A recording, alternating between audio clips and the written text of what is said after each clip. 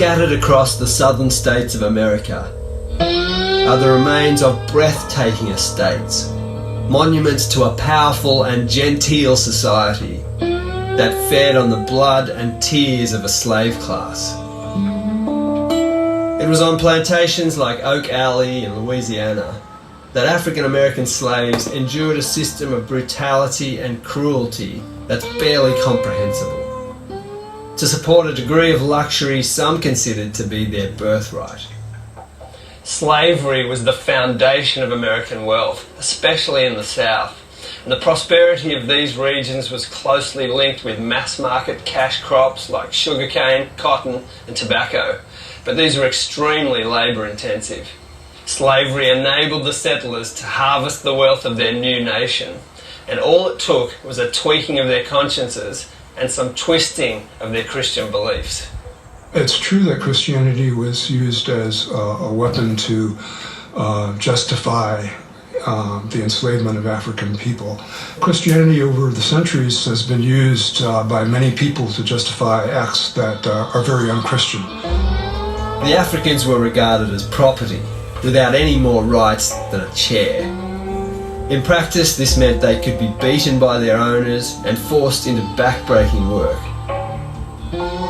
Take a moment to imagine living like this, going out to the fields every day and returning to this one dark room every night. Your entire family lives here, but you don't even have control over your own bodies. Any one of you can be sold off at any time. Do you have a sister or a daughter? Slave owners often sold off young girls to be the breeders of the next generation of slaves. Enslaved people weren't just physically defenseless, they were emotionally vulnerable as well. Slaves were denied any right that might confuse their status as property. They couldn't marry, they weren't allowed to learn to read, they essentially couldn't harbour any ambition for a future. Slave owners employed a range of means to assert control, including legislation and violence. They also used religion. Christianity, a message about being set free, was used as a justification for enslaving African people. White plantation owners read the Bible in a highly selective and frankly warped way. They plucked at verses to justify not only owning other human beings, but treating them no better, and in some cases far worse, than their farm animals. They emphasised passages that called on servants to obey their masters, while conveniently neglecting the Bible's radical insistence that all people were made in the image of God and equally precious in His sight. That those responsible for such systematic cruelty could claim to be followers of Jesus and even use Christian teaching to justify enslaving others is truly hard to fathom. And you'd think that anyone suffering under this system would reject such a faith out of hand. And yet, that's not what happened. So enslaved people heard a lot of sermons about slaves be obedient to your masters, but they also heard the stories about Moses leading people to freedom.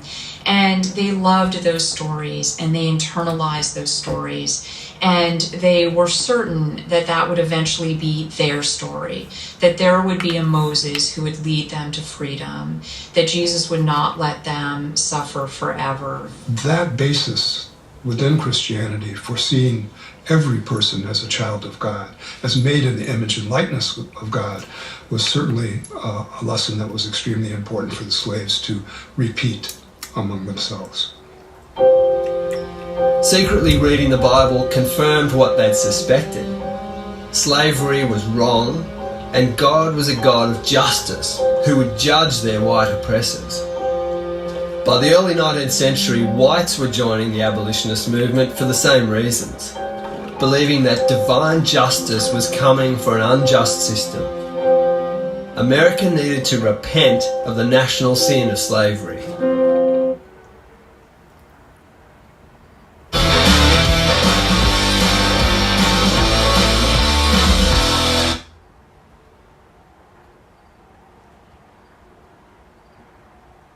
What is it about the city of Boston that leads me to forego the more sophisticated temptation of the fermented grape? Sitting here with a cold brew in my hand, I feel amalgamate.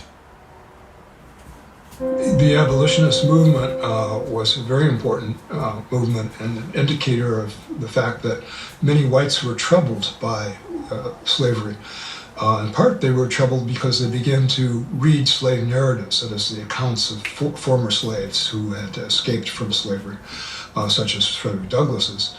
And they realized that this was antithetical both to Christianity and to the claims of what America was about. I love the pure, peaceable, and impartial Christianity of Christ. I therefore hate the corrupt, slave-holding, woman-whipping, cradle-plundering, partial and hypocritical Christianity of the land. Indeed, I can see no reason for calling the religion of this land Christianity. I look upon it as the climax of all misnomers, the boldest of frauds, and the grossest of libels. I am filled with unutterable loathing when I contemplate the religious pomp and show which everywhere surrounds me. In 1852, Harriet Beecher Stowe, a deeply religious woman, published Uncle Tom's Cabin, the best-selling novel of the 19th century. It gave many people their first real view of slavery and sent shockwaves through American society. A slave warehouse. There you'll find an abundance of husbands and wives, brothers and sisters, fathers and mothers, and small children, to be sold separately or in lots to suit the convenience of the purchaser. And that immortal soul can be sold, leased, mortgaged, exchanged for groceries or dry goods to suit the phases of trade or the fancy of the purchaser. Uncle Tom's Cabin was the best-selling book in America before the Civil War, with the exception of the Bible. The Bible is the only book that sold more copies. And it's clear that Stowe reached a lot of people through her story, and that she galvanized a lot of anti-slavery sentiment. The Bible was a key player in this whole story, for better and certainly for worse. Abolitionists used it to oppose slavery. Slave owners used it too. It's one of the clearest examples in history of how faith can be twisted to justify our worst behavior. While Christians did a lot to introduce the idea of the equality of all individuals, they also did a lot to obstruct the progress of that idea. The disappointing thing, the painful thing, but the real thing about Christian history is that even though we have aspired to this idea of living in God's image, we often fail palpably.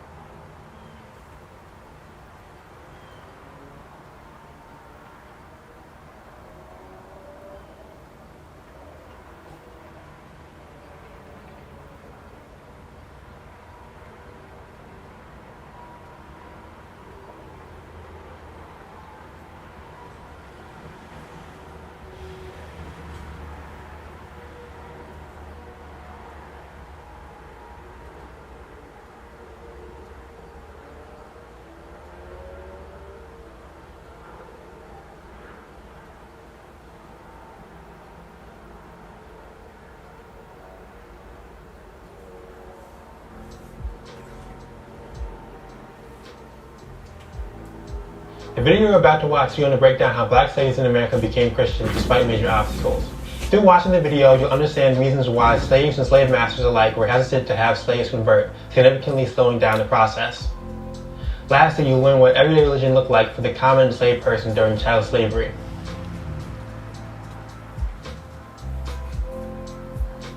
From the very beginning of the Atlantic slave trade, the conversion of slaves to Christianity was viewed as a justification for enslavement. However, this did not necessarily mean that this was practiced in reality. It is because of a couple of major obstacles. First, many slaveholders were afraid to Christianize their slaves because of the fear that it would emancipate the slaves. For this reason, many missionaries reported that slaveholders refused to allow them to baptize their slaves. Soon, however, this issue would be solved through legislation that dictated equality in Christ was not equal to equality in the law. But even once that dilemma was solved, slave masters still had economic-based issues with slaves being converted. Because religious education took time, slaveholders argued that it was an economic detriment. Slaves would either use the Sabbath day for working for their masters or working on their individual plots for themselves, leaving no time for distraction. Even when they were not forced to work on Sunday, the issue was still problematic because slaves used the time for visiting, dancing, and other activities. Because of this, some found it too exhausting to attend church, claiming that it was too much to serve both their heavenly and earthly masters. Moreover, missionaries felt like they already had enough missionary work from white people on their hands. Missionaries were stretched thin and often had too much ground to cover to worry about the spiritual fate of slaves.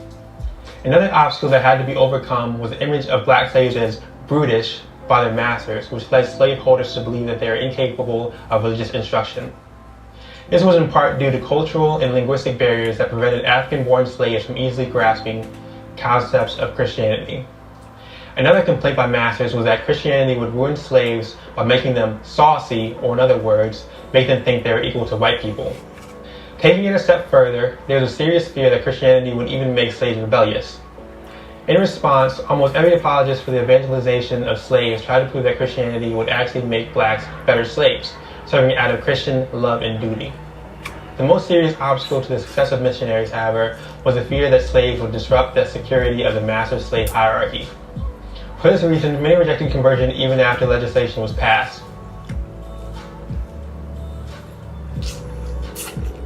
Opposition didn't only come from slaveholders, however, but also from the slaves themselves.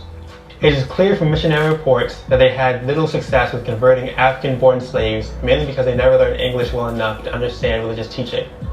The English needed to get by on the plantation was completely different from that needed to understand Christian doctrine. Even when they could understand, many refused religious instruction. Keep in mind that rather than being blank slates, black slaves had their own religious and spiritual backgrounds that they weren't eager to give up. It is important to observe, however, that on a general level, African religions and Christianity share some important beliefs, including belief in God or a supreme creator, belief in an afterlife where the good are rewarded and the evil suffer, and belief in prayer to God and adoration of God. However, it would turn out that the differences, such as the contrast between a pantheon of divinities and three divine persons, the lack of drumming, sacrifice and possession, and the idea of original sin, proved to make things difficult. Through the similarities, however, converting to Christianity was possible through common ground.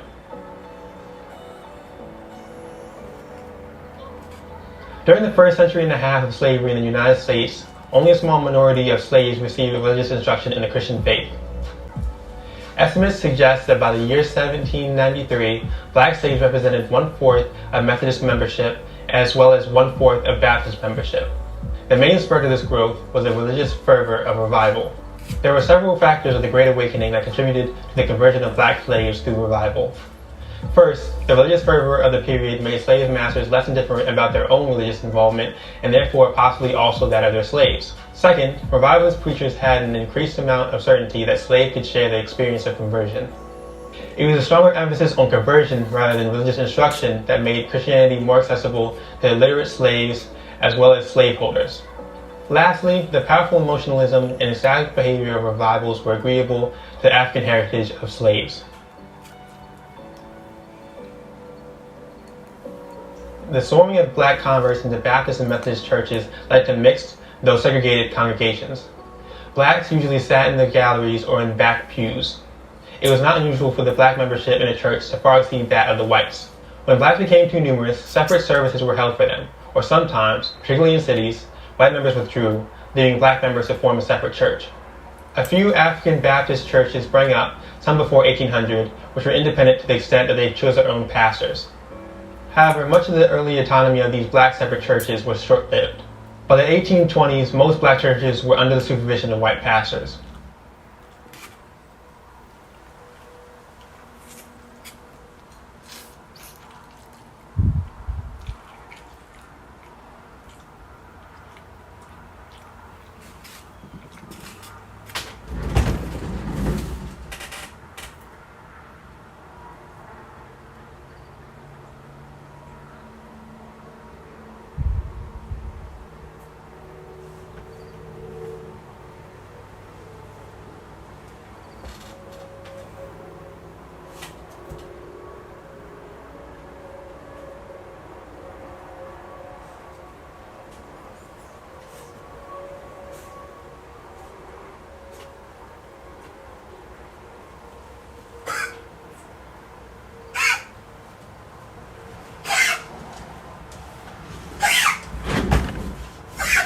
Now more is less with Cox Internet and Cox Mobile. From fiber-powered internet at home to more unbeatable 5G reliability on the go. Get 250 meg speeds for only $55 a month when you add Cox Mobile. Click. Oh, wow. She's been looking for an insight in that data forever. Oh. I'm gonna find it. Did you tell her about Sasfire? No, I thought you did. I'm gonna tell her. Oh no. The quickest way from a billion points of data to a point of view. Sasfire.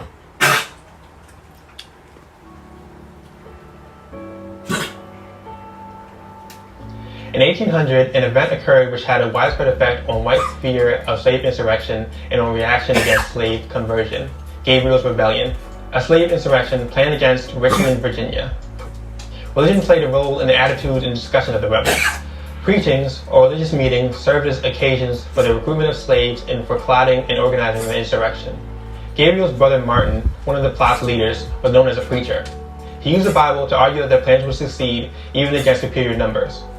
In one discussion of the rebellion, Martin contended that their cause was similar to the Israelites, and that in the Bible, God had promised, "However you shall conquer 100 and 100,000 of our enemies." Soon after the plot, states started to pass reactionary laws that forbade black slaves from assembling without white supervision. Despite the fear of Christianity-inspired slave rebellions, slave conversions continued to increase with time. A major factor was that whereas the same amount of slaves were being brought from Africa, greatly increased was the amount of American-born slaves who didn't have the same overwhelming linguistic and cultural barriers. The majority of slaves, however, remained only minimally touched by Christianity by the 1820s. The slaves who had most opportunity to become church members were household servants, slave artisans, and urban slaves. Slaves in remote rural areas had less opportunity to attend church, which did not mean, however, that they were totally ignorant of Christianity.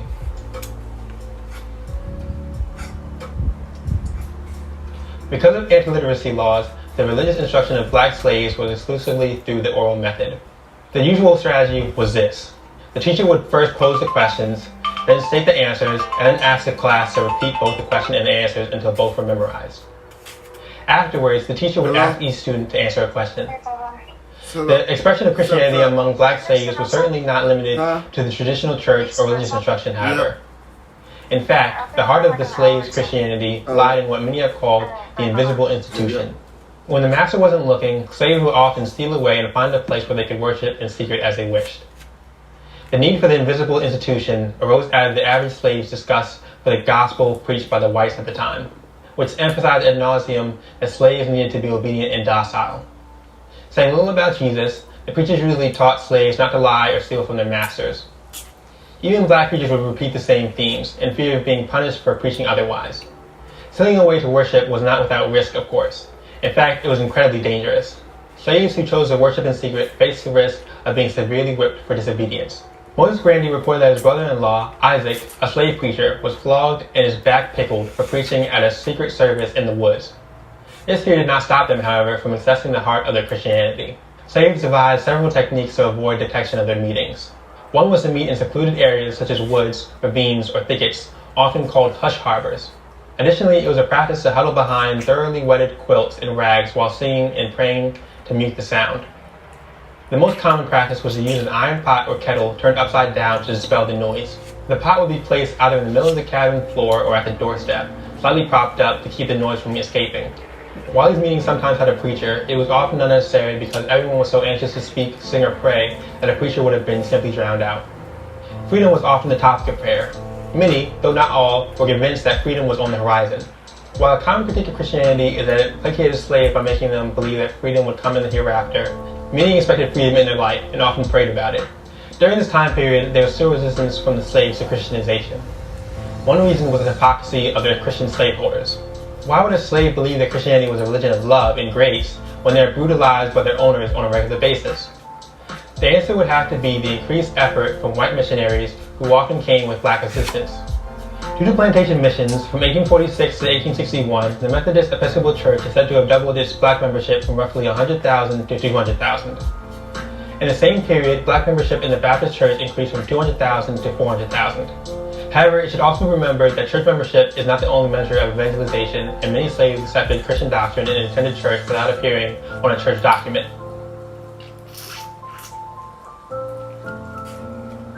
When he conducted his own survey, W.E.B. Du Bois quoted a figure of 468,000 black church members in the South in 1859. By 1900, however, a black population of 8.3 million contained 2.7 million church members. This fact is interesting for two reasons. First, there seems to be some type of link between the blacks being granted legal freedom and finding their own spiritual freedom. Second, with less than a third of the black population being Christian even 40 years after the end of slavery, destroys the idea that blacks needed Christianity to survive the cruelties of child slavery. In conclusion, despite the many barriers to Christianization, plenty of slaves eventually became Christian by the end of slavery. Though different reasons, like the fear of equality, economic detriment, and possible slave rebellion, all deterred slaveholders from converting slaves, many still found a way to steal away to Jesus. Both through public worship among whites as well as the invisible institution of hush harbor ministry, blacks in America managed to take the religion of their oppressor and make it their own. And that noble institution continues to have important ramifications on black American life and culture. That's all for this video. If you liked it, please like and subscribe, and we'll see you in the next one. Thank you.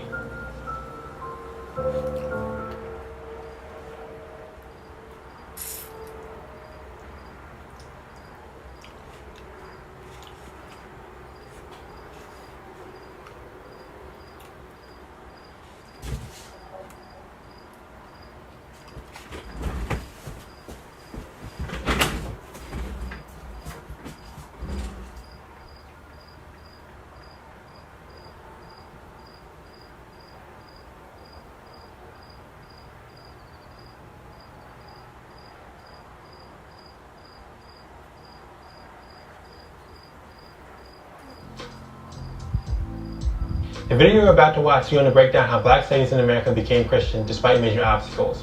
Through watching the video, you'll understand reasons why slaves and slave masters alike were hesitant to have slaves convert, significantly slowing down the process.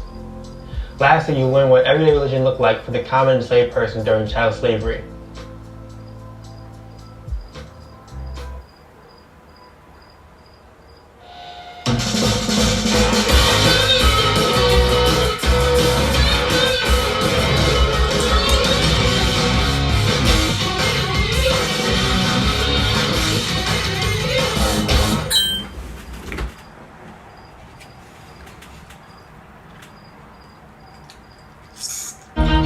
You don't have to sell your home to live in a new one.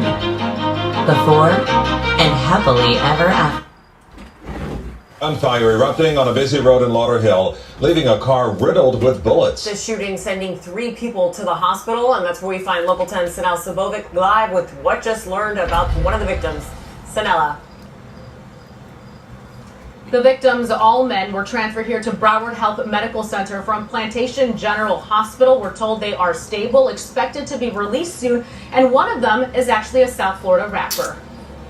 3 friends were driving southbound on State Road 7 just north of Sunrise Boulevard Monday afternoon when they heard gunshots and pulled up right to a shooting scene. When we came up, we just seen like the accident. I seen the guys getting out of their car, blood gushing out of them. It was just really traumatic to see it. This gold sedan was riddled with bullets. The 3 men inside were shot and begging for help.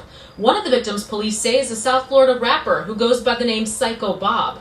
Tristan Johnson left his friends behind and immediately drove them to Plantation General Hospital. Honestly, I didn't think. I just went with the car and just drove. It was like an adrenaline body. The rapper and the two men who were with him were then transferred to Broward Health Medical Center. Police say around 3 Monday afternoon, someone inside a black BMW started shooting at the men inside the gold sedan. The driver of the sedan tried to get away and in the process crashed into several cars. The shooter caught up to the victims and continued to fire. That's when someone in the gold car shot back along the street and on the sidewalk. A woman was shot and killed in Fort Lauderdale. We've learned she was the mother of a South Florida rapper. And Local 10's Ian Margul is live now at the scene for us of the shooting with much more. Ian. Yeah, we spoke with family members of the victim off camera today, all of them saying they are absolutely heartbroken. Neighbors here saying this woman was a fantastic person. A Fort Lauderdale home standing quiet Thursday. The shades pulled down and the driveway empty. But only hours earlier, it was a crime scene. According to police, just after 6 p.m. Wednesday, officers responded to reports of a shooting at this home on Northwest 30th Way near 21st Street. And found a woman in the front seat of a van in her own driveway. Neighbors confirm Smart's son is South Florida rapper Psycho Bob, who is currently in prison on weapon possession charges and who's a close friend of Kodak Black. Neighbors say Dee Dee, as she was known, was an incredibly sweet woman who was always friendly, and now police are looking for her killer. And police tell us they have not made any arrests in this case. We have no information on suspects either, so if you know anything that can help detectives with this one, call Broward Crime Stoppers, that number 954-493-TIPS. Live in Fort Lauderdale, I'm Ian Margul, Local 10. Yo, it's Big Ant, the spokesman, man. We back. Another edition of Urban Politicians TV, UPTV. Make sure you stay on your pivot at all times, man. Had to come tap in. And first and foremost, I want to send condolences to the entire family of Dorothy Smart, her son, Psycho Bob, any other close family, loved ones, friends, or people that dealt with her on a day-to-day. Her neighbors, according to reports, said she was a real nice lady. Anybody that had to receive that news and saw this, that she was shot and gunned down violently like that, man, that's a tough piece of information to receive, that somebody you cared about and talked to and dealt with was killed like that. So most definitely condolences and prayers to all of them, and God bless and rest her soul. And as for her son, Psycho Bob, he currently serving a 5-year prison sentence on gun charges, and he went to Instagram and said this: "If you see fake pages asking for money for my mama funeral, we don't need it." And once again, God bless and condolences to him, man, because not only did he have to see from behind the prison wall that his mother was shot and gunned down like that, he has to come out and make this announcement. We've seen it before on the internet when somebody dies who got a name or a notoriety or just something that's trending. When somebody dies, they'll try to make a fake GoFundMe or a fake donation page to scam and run it up